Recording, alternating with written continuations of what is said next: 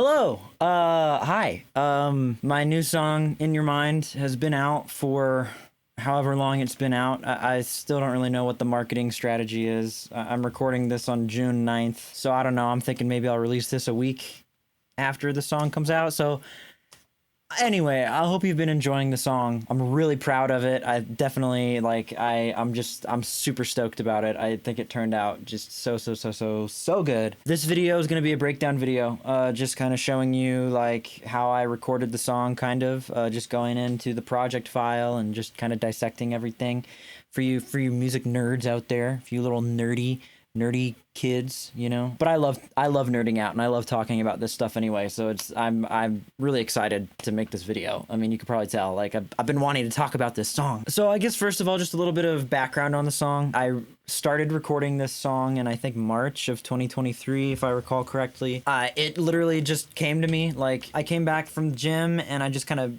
had like I just was feeling a vibe. I just picked up my bass guitar and I just started kind of plucking out a little bass line, super simple little eighth note bass line, and I thought it just sounded really cool. It was giving me kind of like grunge vibes, kind of like just alt rock 90s grungy kind of vibes, and I just kind of demoed some stuff out, demoed out some guitars, demoed out some scat vocals, and that's just, the song was kind of born. It kind of just sat dormant on my computer for about a year, and then I finished it just a couple months ago. Someone's scratching at my door. I think it's a cat.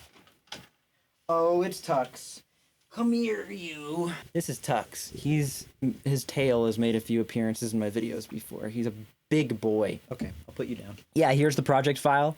There's about 84-ish layers in there. So yeah, I guess, you know, this kind of goes without saying, but I'm not going to show the finished product here. If you want to hear what the song is, you can listen to it on Spotify, Apple Music, all the streaming services, SoundCloud. You can purchase it on my Bandcamp or iTunes, or you could just listen to it for free here on the YouTube channel. So go check it out. So here is the bass guitar. This is where the song all started.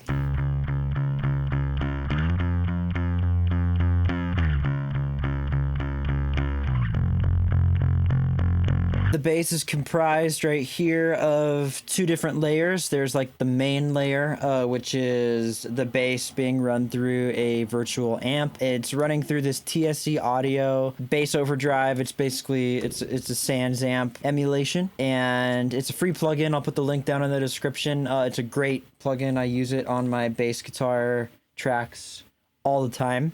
And then that's running through an Ableton bass amp, an Ableton cabinet, and then a little EQ curve that I made. I'm layering that main bass guitar layer with the dry bass guitar. That's what this sounds like.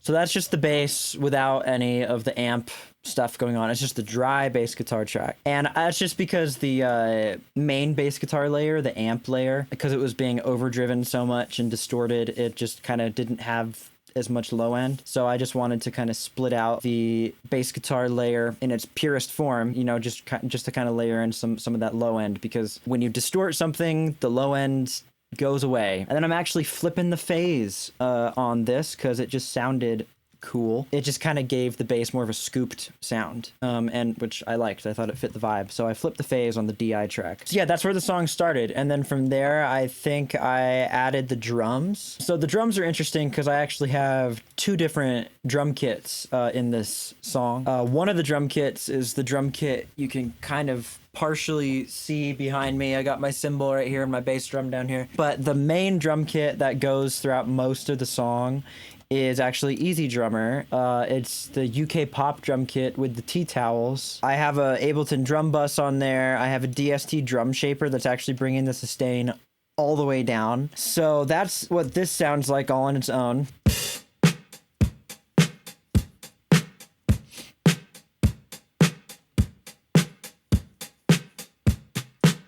So, you know, that sounds cool and all, but it sounds a little thin, so I layered it with some drum triggers. Both the Easy Drummer track and the Drum Triggers track are both running through this drum bus up here, which has a J37. It's being run through some tape. It's being run through yet another Ableton drum bus at 47% dry wet. Being run through some EQ here. Being run through a little bit of glue compression. Being run through a Devil Lock at just 1%, whatever, one notch of mix. And since it's being distorted and compressed so much, again, it's kind of sucking away some of that low end. So I added another kick drum trigger on the outside of that bus. So this is not within this group. This is outside of it. And it's just this.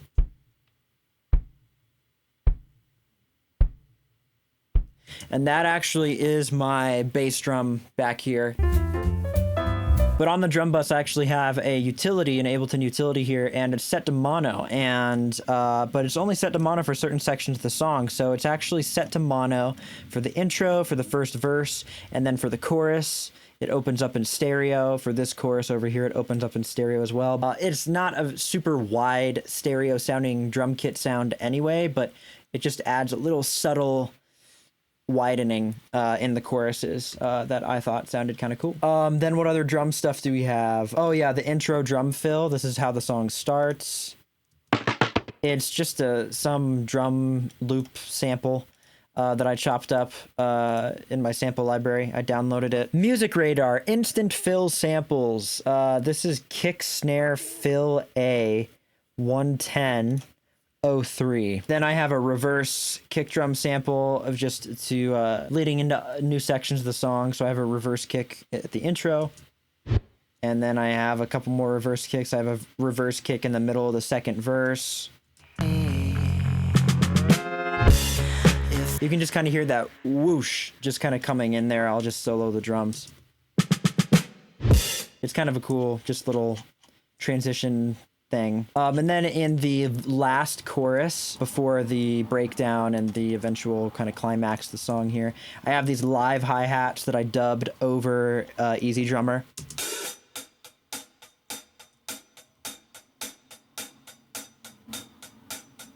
And they're just mimicking what the Easy Drummer track is playing. That's my live hi-hats. I got Zildjian K custom dark 14-inch hi-hats back here on my drum kit, and I just recorded those just to kind of add a little bit of an extra chick in that final chorus. Let's see, let's move on to guitar stuff, because that was the next thing that I did. In the intro of the song, I have these 4 different guitar layers that I all recorded from my guitar amp over here in this corner, and they just sound like this.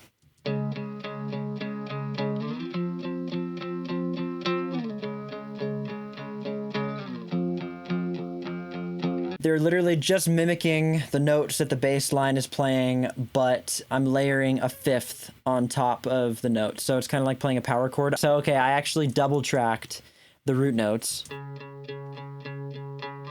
30 left and 30 right. And then I guess to add a little bit more chick to that bass line, I added a little palm mute layer.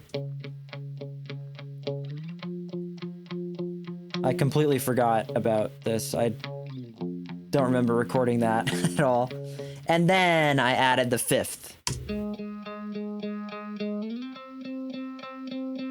So then all together. And then the drums.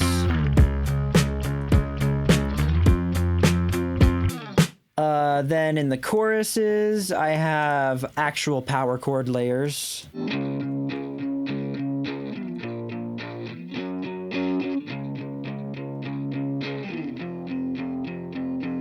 And I think I printed these tracks in this project file, but they were recorded with Bias FX too. Yeah, those come in the choruses and the breakdown at the, in this part of the song. You can hear the guitars on the sides. Sounds pretty cool. Then in the choruses, I also have this little arpeggio kind of layer, guitar layer.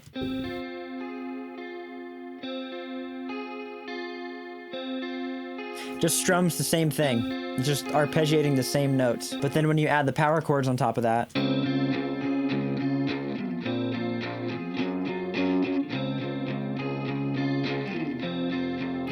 It's almost like with the context of those different of the root notes of the power chords, it almost makes that guitar arpeggio sound like it's playing different notes when it's really not. It's just playing the same thing over and over again. And so just I don't know, that was a happy accident. I didn't do that on purpose, but I thought it sounded cool, so I left it in. Then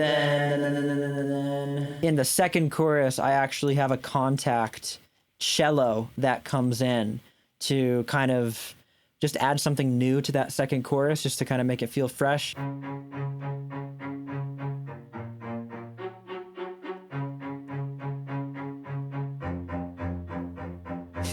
It's kind of like Jaws or something. And then I guess I'll talk about the toy piano solo. So this is toy piano that I actually have here in my room. My girlfriend gave it to me for a birthday present a couple years back because I just thought it'd be a cool instrument to have. I guess I could just show you really quick. So if we go over here into my closet, actually, you know, I can turn on night vision on this camera. You can't see it very well. So yeah, here's just a little toy piano I have back here.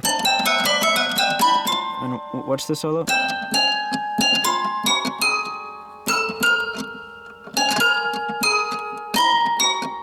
So yeah, the toy piano was recorded with an actual toy piano, but I layered it with a bunch of stuff. I mic'd it up and whatever. So here, I think, here's like the main toy piano layer.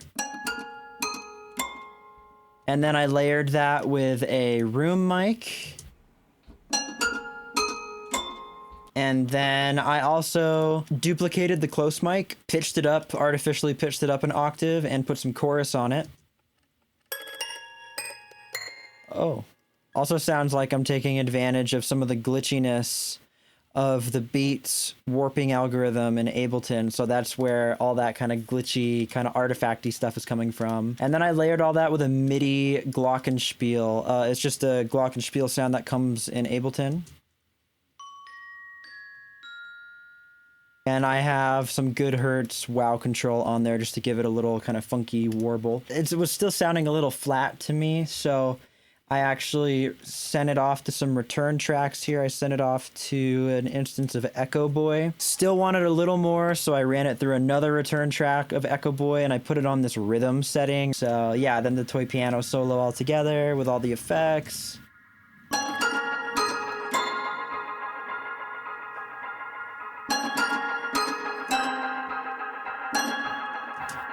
Pretty freaking cool, man. So then I guess I'll get into the vocals. The vocals are relatively simple. For the verses, it's just a single tracked vocal. There's nothing else going on. It's just one vocal track. So here's what the vocal sounds like on its own. I never sleep and I don't dream. I recorded that with my Rode NT1, very affordable condenser mic, and I'm running it through a little bit of Melodyne, a little bit of pitch correction, and then I'm running it through what was, at the time, my vocal chain. It's running through a Mag EQ, LA2A, CLA2A to be specific, some warm tape, tape saturation, Pro DS, just some de-essing, a little bit of surgical EQ, a lot of surgical EQ, and some soothe, doing a lot of work as well, I would assume. I never sleep. Yeah, that's doing some stuff. I have my vocal running through a bunch of different delays and stuff in parallel, so these are kind of like little return tracks. I have a slap delay, and then I'm also running it through an H delay at 1/8, running it through a quarter delay, Echo Boy Jr. here, and then I'm running it through a hall reverb, Valhalla Vintage Verb on Concert Hall, and then I am compressing all of that further with some plugins after the chain here. I've got a CLA 76, kind of taming some extra peaks, looks like a little more dynamic EQ, surgical EQ, God, I don't know what I was doing. And then a little bit of extra delay just to kind of get the vocal to sit a little more. So, oh my God, I don't know what the heck I was doing, but the end product sounded good. So, but man, yeah, a lot of weird processing going on this vocal, but it turned out good, and that's what matters. Then we go over to the chorus vocals, or the pre-chorus. I called it the pre-chorus in my project file, but it's the chorus. Let's be real. It has that vocal chain, that crazy convoluted vocal chain on every single one of these layers. Again, I was experimenting. I was trying to figure stuff out, and this, was a necessary step in that in that evolution, but my goodness, just looking at this now kind of causes me a little bit of physical pain. So yeah, the pre-chorus vocals consist of a lot of layering. I have some regular layers, which are basically just me singing the vocal melody, kind of like the main melody. I've got 4 of those layers, 2 of which are panned 40 left, 40 right, and then another 2 layers panned 20 left, 20 right. And then I have some falsetto layers, 2 layers panned hard left, hard right, and then another 2 layers panned 30 left, 30 right. Then I bust these vocals out. I grouped them up here, and it looks like we got surgical EQ, some de-essing, some glue compressing, some multi-band compression, just taming the highs and the high mids, and a little bit of volume automation. And then I'm running those vocals out to 2 return tracks. I'm running them out to a Valhalla Vintage Verb, Concert Hall, reverb, and then I'm also running them out to a Waves H delay on quarter note triplet. And here's what the vocals sound like with all the reverb and delay. It's always in your mind, the way your thoughts align.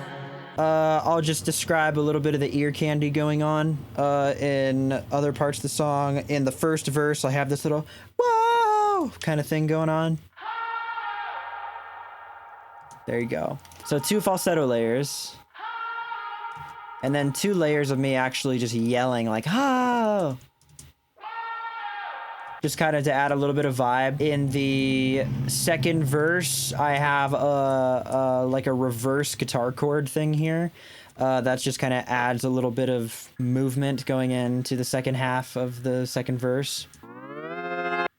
That's such a cool sound. That's so cool. Looks like some EQ here, and then some tremolo, some good Hertz trem control to really give it that staccato-y kind of thing. And then at the end of the song, I have a little clap, just a random clap. So then we get into the climax, the creme de la creme, which is the big, massive, distorted guitars. That's what these sound like.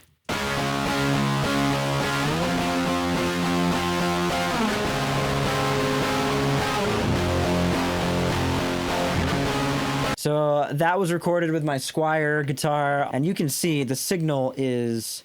we're clipping, baby. I was not worried about gain at all because this sound was going to be super distorted anyway. What I'm running it through to get that distortion is I'm running it through another TSC plugin, free plugin. It's a TSC Rat emulation. I actually have a real Rat. Well, it's over here, but you know, I just use this plugin a lot just for convenience. And that's all it is. I'm not running this guitar through an amp. So it's actually just the DI guitar being run through a Rat, and that's it. It's just guitar, Rat, and out. It's a pretty abrasive guitar sound, but I just thought it sounds huge, and it just works really, really well for the vibe. I'm layering those Rats with the same thing, but played an octave higher on the guitar.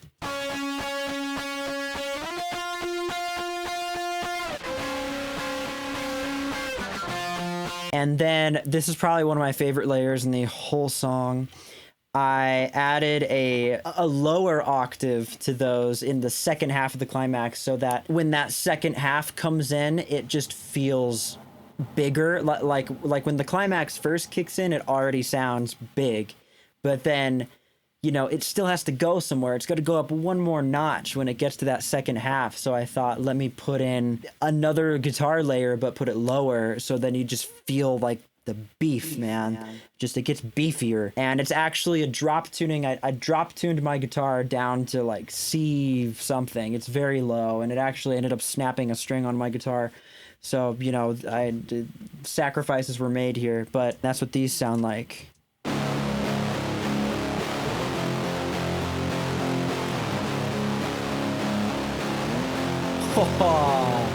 That's like some Mick Gordon Doom stuff right there, man. That's insane sounding. And then beneath all that, I have a little speed pick riff going on here. This is just noise, just to kind of fill things out a little bit. But that's what this sounds like on its own. Just speed picking really fast on the guitar. Last but not least is the vocals for this part. Well, not quite last but not least. I gotta tell you the drums. I'm using the same tracks that I was using for the choruses earlier in the song.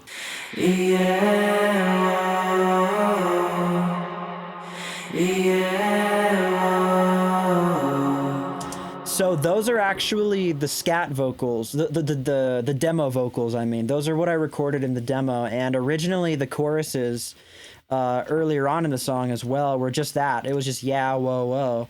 And I really liked it. I thought it was a cool vibe, and I almost actually kept it. But I was like, nah, there needs to be words in here.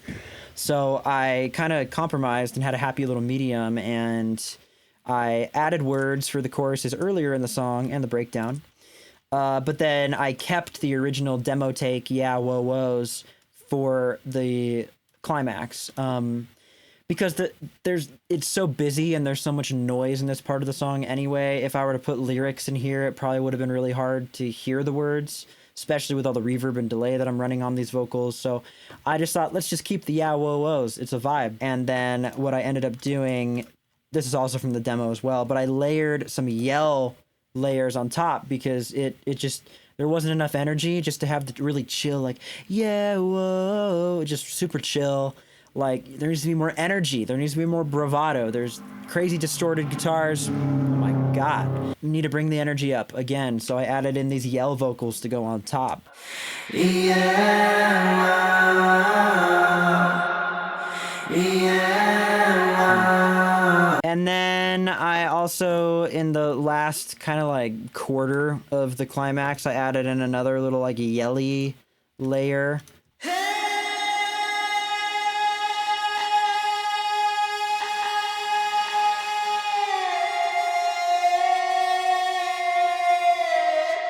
Again, you can hear my voice breaking, and you know, not great singing technique by any means, but it blends in and it just sounds cool. Okay, so now last but not least, just because I had to hop over to a different project file, here is the drums I recorded for the climax. So as I mentioned, there's actually 2 drum kits in this song. The reason being is because the Easy Drummer kit is so tight and mellow. Originally, when I was recording the demo, I tried you know, opening that drum kit up via effects and via, you know, automation and whatever.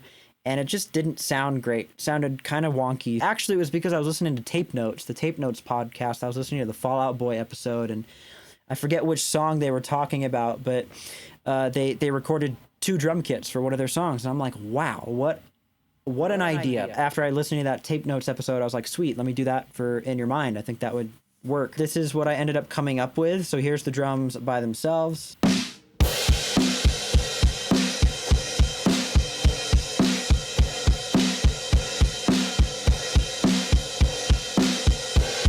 Pretty bombastic and insane. I actually recorded the drums and the cymbals separately just to have a little bit of finer control over how loud the cymbals are specifically.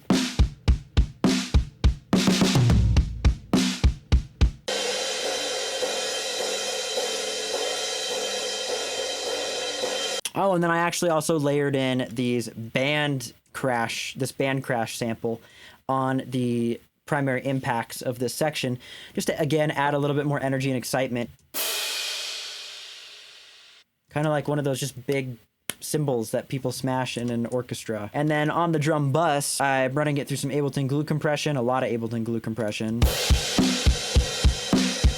We're doing about 10 dB of gain reduction on the peaks. That radiator is bypassed, it's not running through that, but then it's running through some tape saturation, which is at 82%, so it's running pretty hot. And then just this is a little preset that I made, kind of a little bit of a secret sauce in my drum chain, I guess. And then I'm running all that through an Arturia Comp VCA 65. I believe this is running in parallel, yeah, 35%, just to add a little more punch to it. Those drums smack. I don't care what you tell me, those drums smack. That's the whole song. That's In Your Mind. That's how I made it. That's how I recorded it. I hope that wasn't too nerdy. I really hope you're enjoying the song. I'm super proud of it. I love this song, and I will see you in my next video. I will be back. I have some plans. In the meantime, take care. Thanks for watching, and see you in the next one.